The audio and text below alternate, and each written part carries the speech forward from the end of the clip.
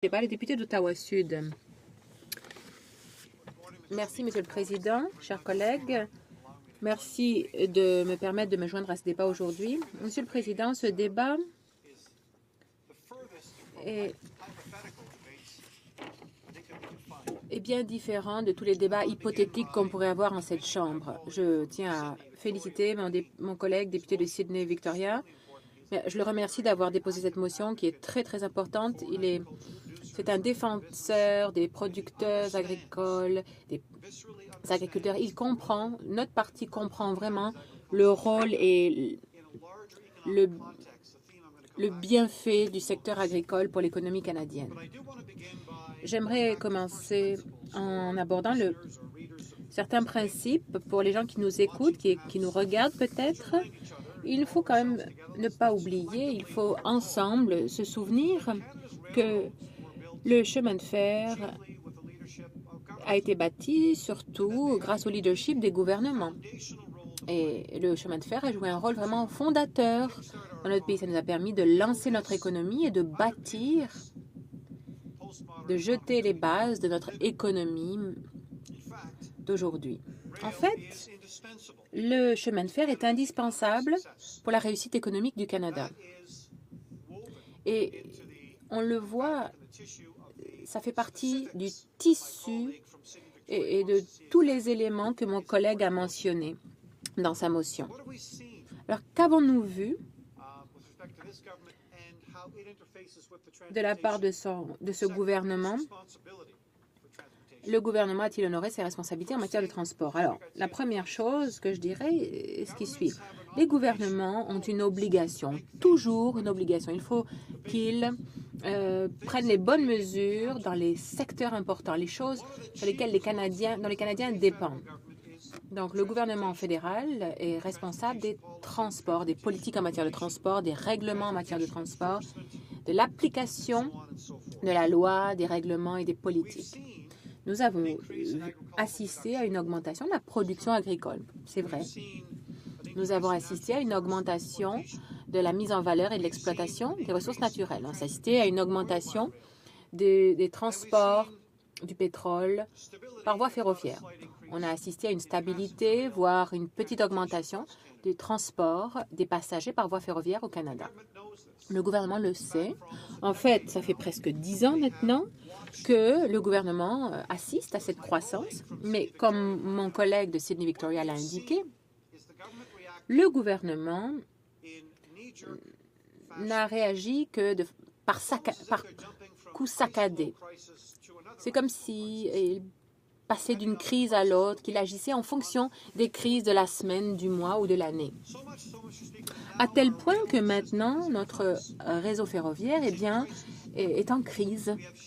Nous avons des navires qui attendent sur la côte ouest du Canada, qui attendent nos céréales, nos produits agricoles. Parfois, ils attendent aussi d'autres ressources naturelles. Donc, on a vu 1200%, donc une augmentation de 1200% dans le transport ferroviaire du pétrole. Le gouvernement le sait déjà depuis à peu près une dizaine d'années. Il y a une crise dans le secteur des services de transport ferroviaire des passagers. Ça va du Québec, on entend toutes sortes de plaintes dans le nord du Québec, à Sarnia, à Sault-Sainte-Marie et dans bien d'autres petites villes ou petites régions du Canada qui assistent à un déclin dans le service, dans la fréquence et la disponibilité des transports ferroviaires. Donc, partout, il y a un problème. Qu'a été la réaction du gouvernement face à ce problème dans les 10 dernières années? La première réaction, ça a été de nommer 5 ministres des Transports, en l'espace de moins de 9 ans. Aucun ministre ne peut assumer un portefeuille comme celui des Transports de manière sérieuse et s'engager à améliorer le réseau en rentrant et en sortant comme ça, ou en étant promu, ou même en étant expulsé du cabinet, comme on l'a vu, avec toute cette succession de ministres dans le portefeuille des Transports. Ce que j'ai remarqué, Monsieur le Président, lorsque j'étais porte-parole des Transports du Parti libéral, c'est que il y a une relation entre le secteur ferroviaire réglementé et les régulateurs à Transport Canada. Donc ça me préoccupe grandement. Cette relation, à mon avis, et je ne dis pas ça à la légère, je crois que la relation entre Transport Canada, son ministre, son personnel, ses bons fonctionnaires et le secteur ferroviaire réglementé est beaucoup trop étroite. C'est une relation qui est trop confortable, si je puis dire, presque trop intégrée. Et on l'a vu alors que nous avons examiné la gestion des systèmes de sécurité dans le cas du transport des grains ou dans le transport du pétrole. Donc, comme j'ai dit, 5 ministres en 9 ans. Et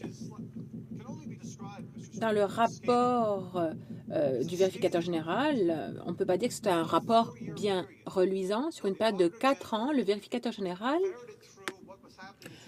a essayé de regarder ce qui se passait à Transport Canada et il nous est revenu avec un rapport assez problématique.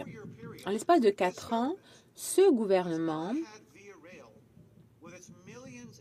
avec Via Rail qui avait des millions et des millions de passagers qui empruntaient service, donc n'a fait aucune fois une vérification, un audit de Via Rail et de ses services. Donc, dans tout le secteur ferroviaire, près de 25% des audits qui auraient dû être faits, planifiés, prévus par le gouvernement, ont été faits. Ça ne permet pas d'améliorer notre confiance envers la sécurité du secteur ferroviaire, surtout après les terribles tragédies comme celle de lac Mégantic au Québec. Comme mon collègue l'a indiqué, les dispositions concernant les sanctions pécuniaires, le ministre s'est fait poser des questions par les médias, elle était un petit peu prise au piège. Elle a dit, bon, il va falloir voir si on va imposer des amendes et combien est-ce qu'on va demander.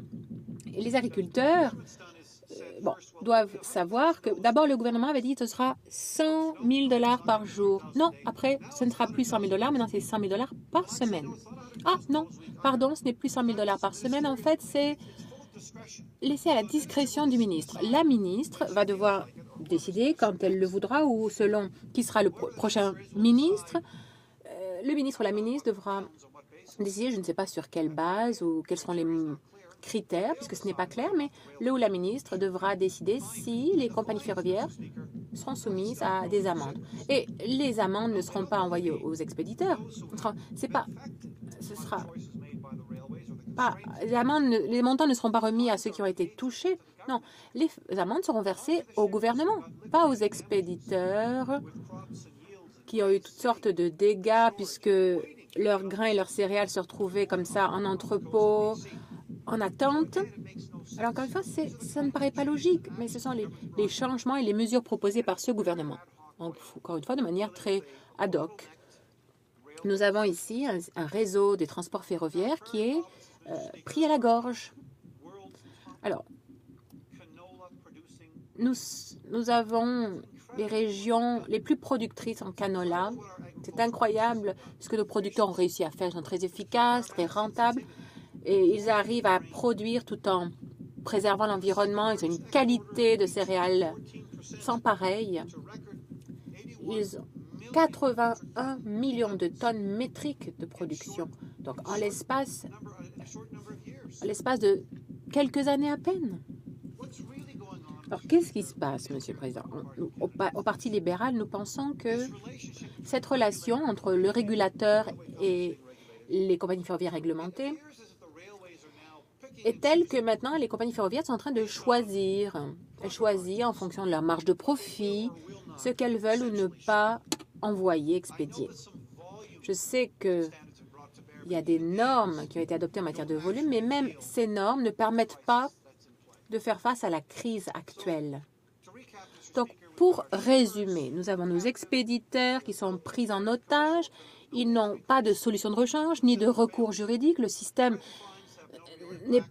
n'est pas là pour les protéger. Il n'y a pas de substitut pour ceux qui sont touchés et dont les marchandises sont prises en otage. Le gouvernement s'était engagé à expédier. Cette entente a expiré il y a peu. On a besoin d'un examen approfondi de la situation. D'abord, du réseau des transports ferroviaires. Il faut améliorer la situation. On le doit aux Canadiens, on le doit à notre économie et, bien sûr, aux agriculteurs et aux successeurs de demain. Merci, Monsieur le Président.